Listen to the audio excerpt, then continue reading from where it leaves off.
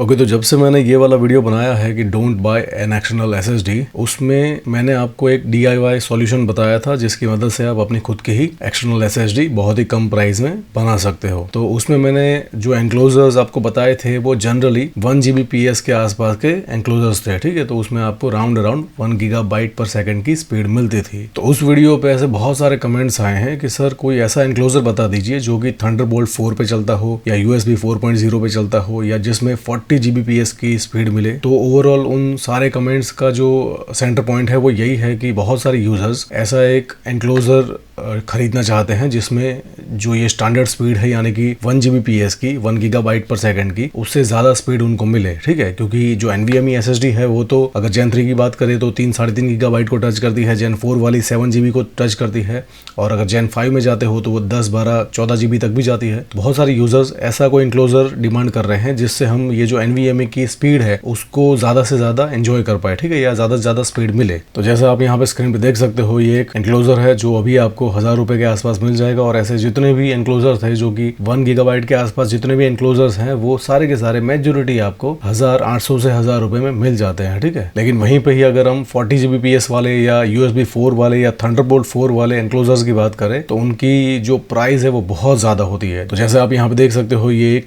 Ugreen company का 40 Gbps वाला enclosure है। कंपनी क्लेम करती है यहाँ पे 40 Gbps की स्पीड अगर आप इसे प्रॉपरली अपने मदरबोर्ड पे प्रॉपर इंटरफेस पे लगाते हो तो। लेकिन इसकी प्राइस देखिए 8,900 रुपए, ऑलमोस्ट 9,000 रुपए प्राइस है, इससे 9 गुना ज्यादा, ठीक है। ये आपको 1000 रुपए मिल जाएगा, ये आपको 9000 में मिलता है। अब यहाँ पे 15% का कूपन भी है, वो लगा भी लो तो भी आपको ये 7,500-8,000 के आसपास मिलेगा, ठीक है। तो जनरली मैंने जितने भी ऐसे 40 Gbps वाले या थंडरबोल्ट 4 वाले या USB 4 वाले जितने भी एनक्लोजर देखे हैं जिसमें आपको ज्यादा स्पीड मिल सकती है उन सब की प्राइस राउंड अराउंड 8 से 9,000 के आसपास है, ठीक है। तो ये एक और है कैबलेट का 40 Gbps वाला 8,000 में मिलता है। तो ऐसे बहुत सारे एनक्लोजर्स हैं जो कि मार्केट में अवेलेबल है, लेकिन मुझे पर्सनली ऐसा लगता है कि इनकी प्राइस बहुत ज्यादा है कंपेयर टू नॉर्मल 1 Gbps वाला। इनकी प्राइस 8 गुना ज़्यादा है, जबकि स्पीड आपको इतनी ज़्यादा मिलती नहीं है।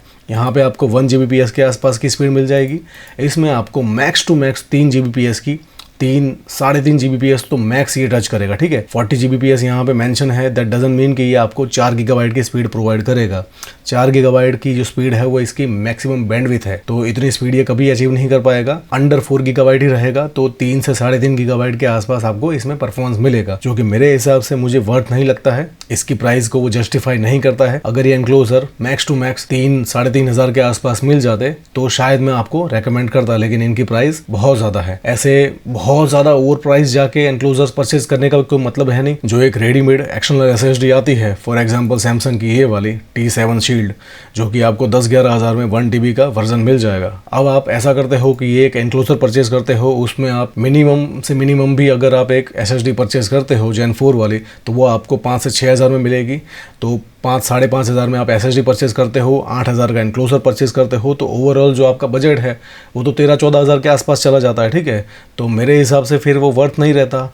जो हम वीडियो में जो मैंने बताया था कि आप कम से कम बजट में जो एक्सटर्नल एसएसडी आती है रेडीमेड, उससे भी कम बजट में हम एक एक्सटर्नल एसएसडी अपने खुद के लिए बनाने की कोशिश कर रहे थे। लेकिन अगर आप इस एनक्लोजर के साथ जाते हो तो हाँ, यहाँ पे आपको स्पीड ज़्यादा मिलेगी कंपेयर टू 1 Gbps, लेकिन जो प्राइस हमें यहाँ पे करना पड़ रहा है वो उस स्पीड को जस्टिफाई नहीं करता है। और सिंपली उसी एक सिंगल रीज़न की वजह से मैंने ये जितने भी USB 4 वाले, थंडरबोल्ट 4 वाले 40 Gbps वाले एनक्लोजर्स थे उनको उस वीडियो में इंक्लूड नहीं किया था। तो जैसे आपके दिमाग में ये पॉइंट आया कि मुझे 40 Gbps वाला या ज़्यादा स्पीड वाला एनक्लोजर चाहिए, वो मेरे दिमाग में भी था, लेकिन इसकी जो प्राइस है उसको देखते हुए मैंने ऐसे किसी भी एनक्लोजर को उस वीडियो में इंक्लूड नहीं किया था। और ओवरऑल इस वीडियो में भी मैं आपको यही समझाने की बताने की कोशिश कर रहा हूँ कि आपको ऐसे एनक्लोजर्स को परचेज नहीं करना चाहिए।